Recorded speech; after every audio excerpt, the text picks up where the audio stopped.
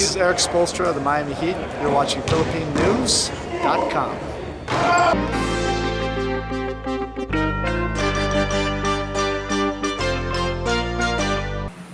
So, first of all, I just want to say thank you and welcome.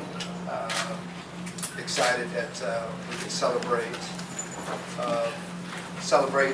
our heritage and celebrate a love for a game that we all grew up with. That's probably the #1 sport in the Philippines, and I'm so grateful and honored to be a part of this evening.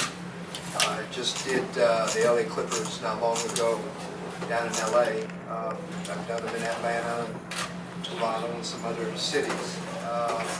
But my favorite one to do of all the Filipino heritage events is Golden State, because I played here for 3 years, and this is like home away from home. For me, growing up in San Jose, man, I've been a diehard Warrior. I bleed blue and gold, not only from UCLA days, but from the Golden State Warrior days. And I had a great life here, and so I'm so grateful to be back here to promote our heritage, to promote the Warriors, and I meet a lot of good people whenever I get to do these events. Now, is there somebody going to be sitting next to me? I was just wondering, they told me to sit next to the seat, so there must be an MC here. I think Chip Bauer's good. Oh, okay. So, I guess I'm going to have to answer. Yeah. I have a question. Yes. Are we supposed to, did you want me to dive right in, or are we going to go wait? ahead. Is that okay? Go ahead. Wonderful. Can everybody hear me? Yes. All right, sure. What's the question? Okay, I believe you did play in the Philippines a while back, right? Long time, a while back, probably before all you were born. Back in 1980, President Marcos brought myself, my family. In fact, it was myself and Ty Babylonia. We were supposed to be, she was the figure skater, the Olympic figure skater, Filipina. I was the first Filipino in the NBA. He brought us back there to do a 3-week tour, meet people, male and female role models for the Filipino citizens, and just about achieving impossible dreams. So I was back there in 1980, met a lot of wonderful people, Sonny Jaworski, Moan Fernandez, Atoy Ko. I also went back there in the 80s, 90s, and early 2000s. I have family that live in Banawe Street, in Quezon City, right across on Auto Road. And so I still get out there every once in a while and see them. My mother's from Taal, Batangas, I'm Batangueño. So I love getting back there. Right now we're planning a tour back there with NBA Asia for about 3-4 weeks to go do some camps for kids, let them meet me. I've been back there a number of times, but on a bigger scale. I think a lot of Filipinos know who I am back there, but they never met me. So I'm looking forward to getting back there in that kind of a stage. When I go back there, I kind of stay low-key. I enjoy the accolades. I'm grateful, but I like kind of the humble life of just kind of going and speaking into children's lives and make their lives bigger and better. Plant a seed that impossible dreams are available, and they do come true. And sometimes it takes a lot of work, but nothing's impossible. Yes. One more question. Were you ever a part of that Northern Cement team that Mr. Polanco put together? No. You know what? There was some rumors back when I was back there that I wanted to play in the PBA, and no disrespect. I admire the PBA. For me, once you play in the NBA, you know, if I went back, I would probably. Well, I did play overseas. I played in Italy, played in Spain, played in some major places. We were the number 2 and 3 team in Europe for a lot of years. I would have loved, you know what I'd love to do? You can put this out there. I'd love to coach in the Philippines. I'd love to train some of the players. One of my biggest inspiration, or one of my biggest, I guess you could say, aspirations at this time in my life is I know I was the first Filipino American in the NBA. I know it took 40 years, and now there's another Filipino American named Jordan Clarkson. I would love to be a catalyst in making a Filipino-born. I know that's what everybody says back then. Well, we need to have a Filipino-born player play in the NBA. And right now I'm working with Kiefer Ravina, Bobby Ray Parks Jr. You know, I'd love to be the catalyst or be the support in seeing that a Filipino-born player gets the NBA. I think it'd be wonderful. Yes. Raquel Certificate from Manila Mail. Yes. Basically speaking from that context, with regards to developing talent, we know we love basketball, and then there's, basketball is such a big thing in the Philippines. However, of course, do we have the talent and the heart to become a star also in the NBA, just as you have it? What do you think are the challenges right now that the Filipino has to overcome to be able to make it here, and also what are our strengths?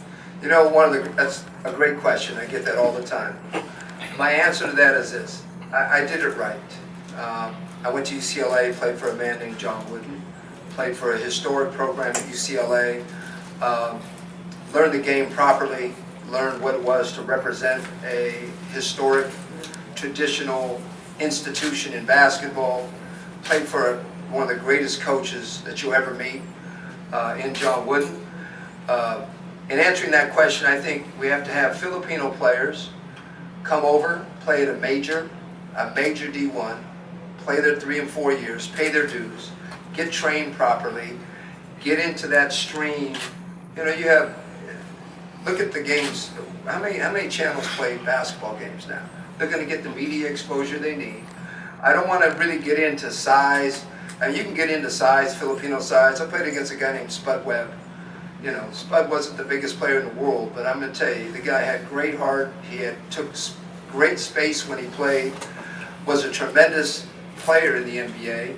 And no, you think people talk to him about his size? So, size, you know, if a team needs a certain role, they're going to get certain players. And I always use this one player. I trained Tyler Johnson.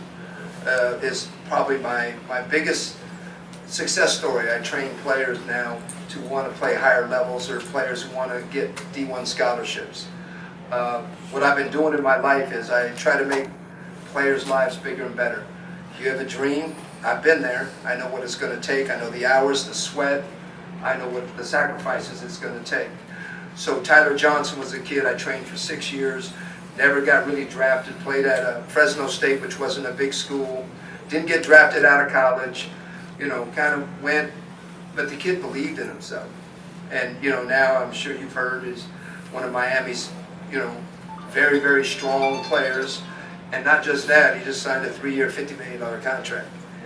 So there is no set rule about size or about exposure or anything else. The problem is you got to be there at the right place and the right time when the opportunity comes. Coach Wood used to say, being not prepared is preparing to fail. You need to be prepared. Mentally, physically, emotionally, spiritually. That's my word to Filipino players. When I go back to the Philippines, I'm going to go back there, I think I'm going to be back there probably close to summer before, when's the rainy season start? Around June.